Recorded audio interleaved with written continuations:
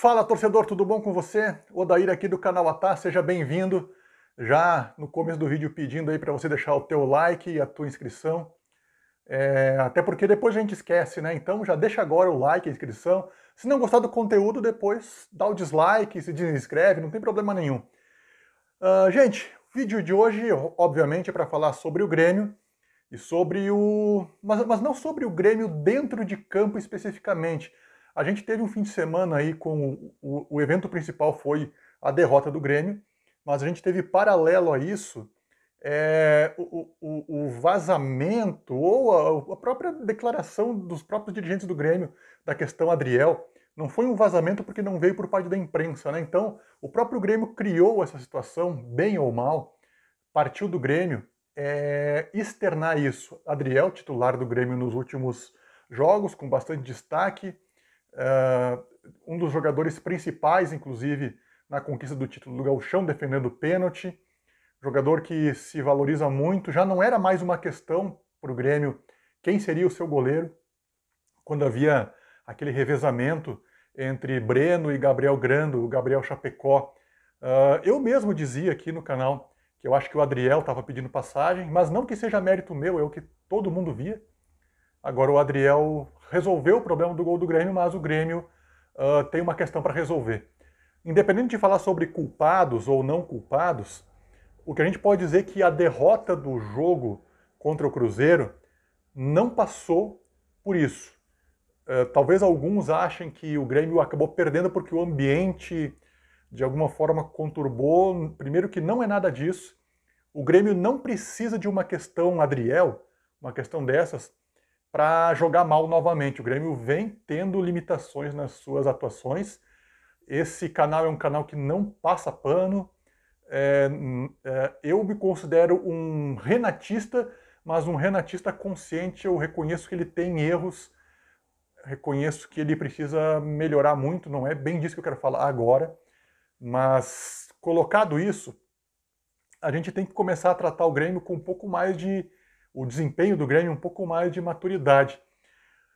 Hoje em dia a gente vê que até mesmo com as redes sociais, né, e qualquer um, inclusive eu, posso ter um canal no YouTube, assim como esse, então as pessoas no Facebook, no Instagram, enfim, elas parecem que têm pressa, né, tem aquela urgência assim de se posicionar.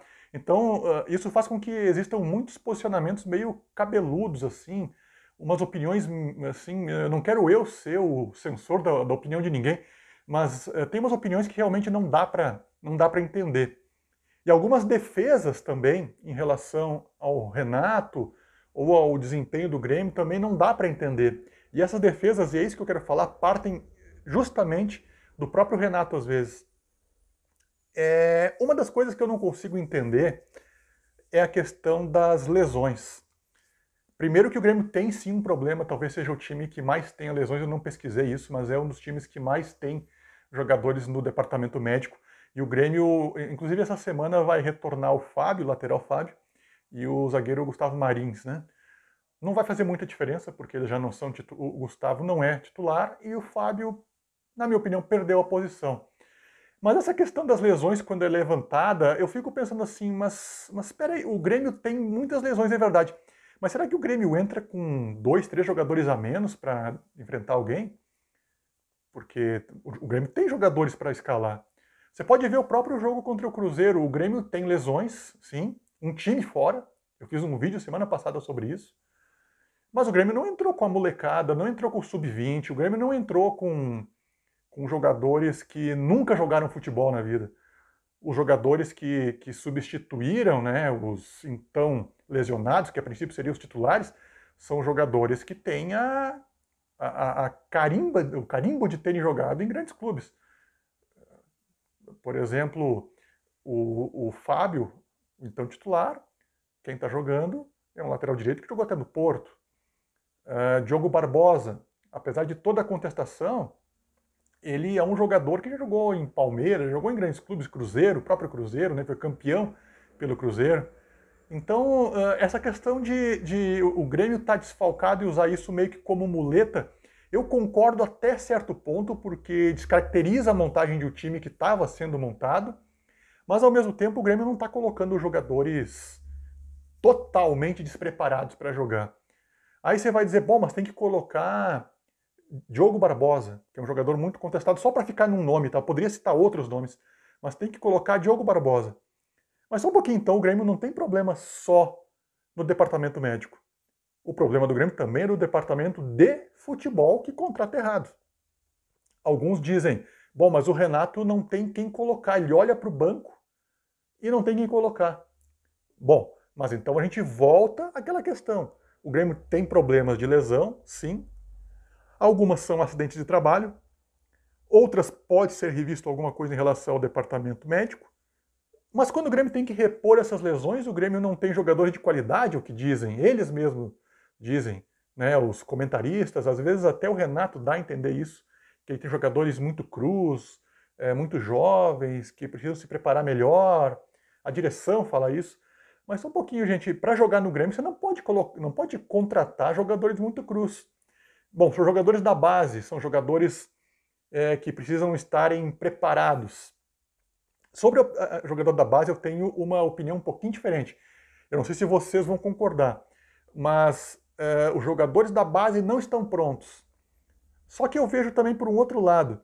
Não é escondendo o jogador da base, não é congelando o jogador da base numa geladeira que ele vai ficar pronto. O jogador da base tem que jogar também para ficar pronto.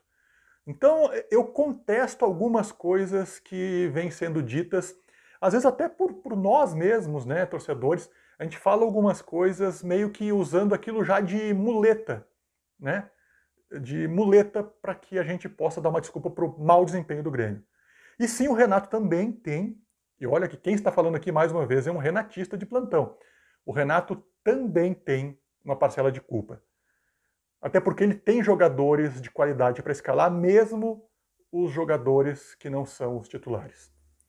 Então, gente, eu queria fazer uma reflexão com vocês. Quero saber se vocês concordam com isso. Essa questão de desfalques, essa questão de desempenho fraco fora de casa, dentro de casa, a gente tem que olhar com um pouco mais de cuidado. Eu acho que não dá para ficar só naquela muleta de calendário apertado, que é outra desculpa que se diz. Bom, o Grêmio nem na Libertadores está, então o calendário do Grêmio não pode estar tão apertado assim. E os times que enfrentam o Grêmio têm um calendário muito parecido com o do Grêmio. O Cruzeiro não está na Libertadores, mas o Cruzeiro tem Campeonato Mineiro, tem Copa do Brasil, enfim. Então eu acho que a gente tem que começar a olhar um pouco para as desculpas que a gente dá, e isso serve de reflexão no futebol e em qualquer coisa da nossa vida, mas falando de Grêmio, eu acho que o Grêmio precisa parar de usar as mesmas desculpas e trabalhar melhor o departamento de futebol, precisa trabalhar melhor as contratações do departamento de futebol e precisa trabalhar melhor a sua atuação tática, porque o Grêmio começou a encontrar um desenho de time, teve que mudar, e eu acho que o Grêmio precisa repensar algumas coisas, tá? É isso, gente. Então, esse foi o vídeo. Espero que a gente possa ter tido uma reflexão. Beleza, gente? Um abraço, conto com a tua inscrição, com o teu like, e nos falamos na próxima. Fui!